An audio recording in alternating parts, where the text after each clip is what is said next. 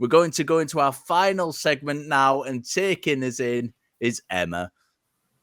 All right, so this is kind of a continuation of where we were earlier on the old census results. This is in response to us now being a Christian minority, technically, 46% identifying as Christian. There have been calls, according to The Guardian, there have been calls to disestablish the Church of England.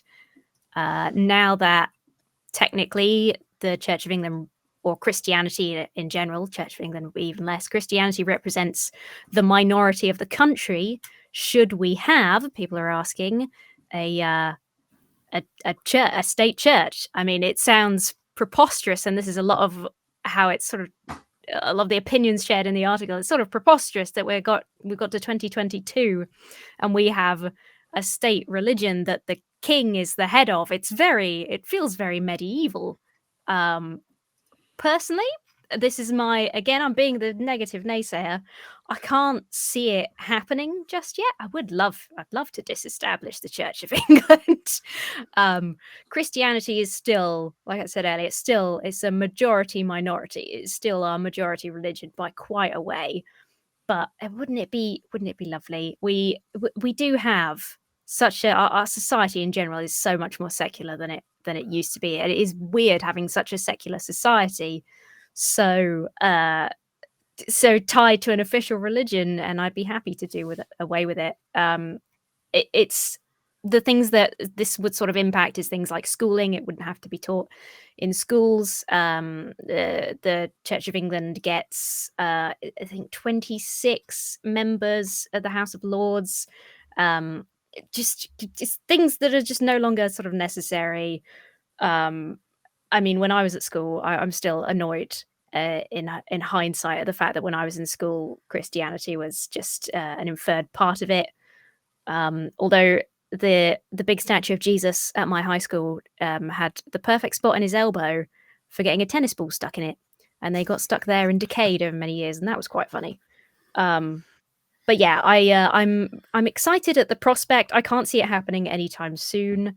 Tell me your thoughts, Phoebe, on disestablishing the church. Well, we can't just disestablish the church in isolation. We have to disestablish the monarchy at the same time, because they are so intertwined in this country. It's like the Pope being the head of the Church of Catholicism and the head of state of the Vatican City. People don't understand that the crown as an entity is also the supreme leader of the Church of England, and the monarch of the United Kingdom is put there in their belief that they are put there by God themselves and are, there by the divine right of, nonsense. So it's the divine right of kings BS that we're going round here. And the only way how you can disestablish the church is to either fundamentally reform up the wazoo the monarchy, or get rid of the monarchy at the same time, because they're just effectively one and the same. And this is the issues that we've got, because as much as I'd love to get rid of both of them, they aren't going to be going anywhere in my lifetime, my children's lifetime, or my children's children's lifetime, but we may very well get there. It is telling that in 15 something or other, when Henry VIII decided that he was going to steal the hat from the Pope and put it on his own head and say, now I run the show, where only now, 500 or so years later, going, hang on a minute, why are we still bothering with this? Pretty sure that, Mr. Firth-Godbehere can tell me why. So why are we? We are bothering with this because it's so ingrained in our unwritten constitution that nobody quite knows how to unravel it. As you say, the church and the monarch are kind of one and the same entity. I don't know if anybody heard Charlie Boy giving his vows, but one of the vows is to protect the true Protestant religion from those who may attack it, which is great, isn't it? There was a short period where the Church of England wasn't around, or the Church of Scotland, for that matter, because it's both of them.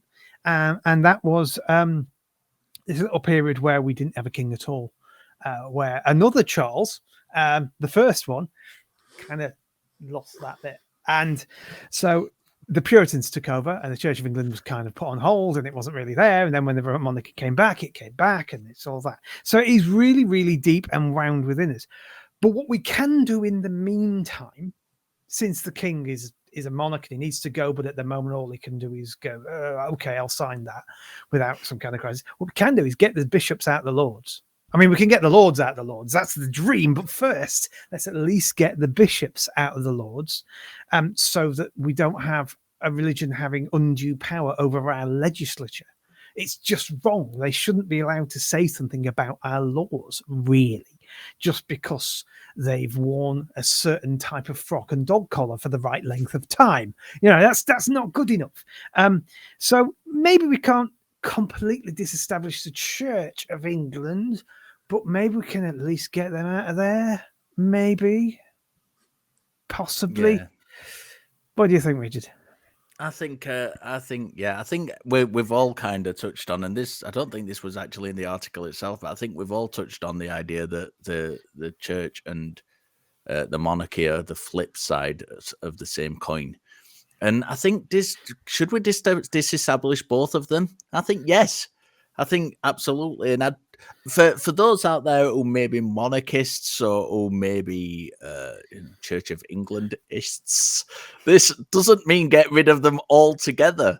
Disestablishing them doesn't mean getting rid of them, killing them off. It means making them stand on their own 2 feet without the state to mollycoddle them. I'm all for a royal family who don't rely on the rest of us to keep them afloat. And I think that they are good business for Britain argument is stupid. I just genuinely think it's stupid. If they're genuinely such good business, let them take advantage of their brand to pay the bills. We shouldn't be doing it for them. So disestablish the church. We can learn about prayer and the nativity story, and all of that without being forced to do so at school. I don't even know if they still do it at school. I should know because my wife is a teacher, but I've got no idea. Let the Church of England compete on an even playing field with the other religions.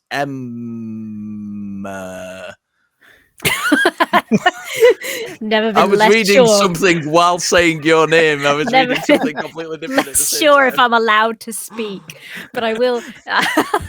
I will, just because you mentioned that, and I sort of thought about that when I was reading. How much nicer would it be? Because, like Rich sort of mentioned, we don't have to completely disestablish, the church to start pulling back the impact they have in society. Let's just take it slowly out of school. Let's take them out of the House of Lords. And I think that religious education lessons would have been so much more interesting if 70% of it wasn't the Christianity that I already knew when I was in school. Definitely would have been much more interesting. It's like, here's 1 week of Buddhism, here's 1 week of Islam. The rest of it is the Christianity you already know. Rich, take us off. Yeah, I was just going to say, I used to call myself a fiscal monarchist, and that's if the monarchy itself made more money than it costs, then fine. But recently they haven't. They've cost us money, so bye-bye. They're not worth it anymore. We'll just have the houses because that's where the money's actually made.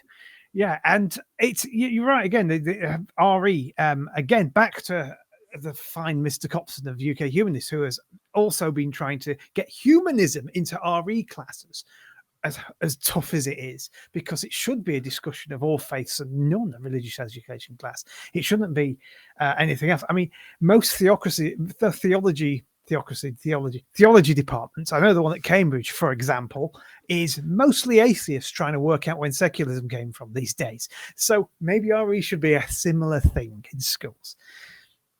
That's all I'm saying. Yeah. I think we're all on board with that. We've had some contention this show, but I think we're all on board with the final story. We come together against the monarchy. We come together against the monarchy. What a fitting place to end. Haven't we? We've been very British with each other. so to everyone else out there, This is how Brits really behave. Yeah. When I was a kid, I was a scout, and then one day I realised that my vow was to God and the Queen, and thought, hang on a minute. Oops. So, Oops. That the things you think about when you're stuck in a tent for a long night.